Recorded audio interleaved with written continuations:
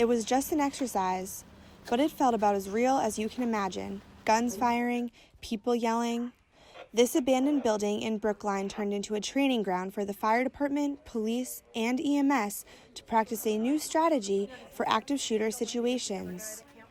Officer Peter Muse was there to make sure everybody was working together to have the best response possible.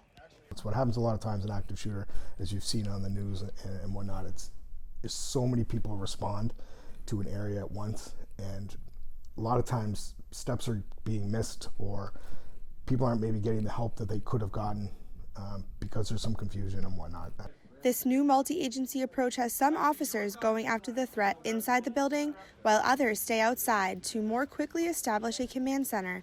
This was the first time they ran the drill to this scale, using volunteers as victims and all first responders on scene.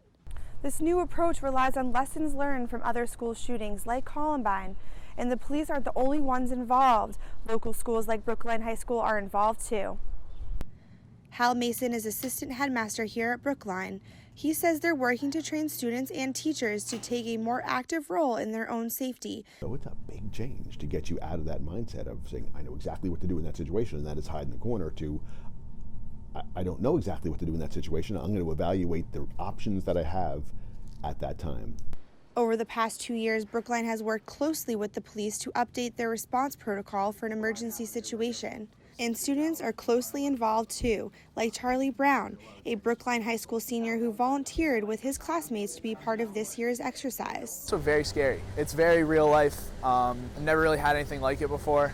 While it was scary, he and first responders hope the experience helps local schools get more prepared in case an active shooter event really happens. For Carolina Insider, I'm Lindsay Thorpe.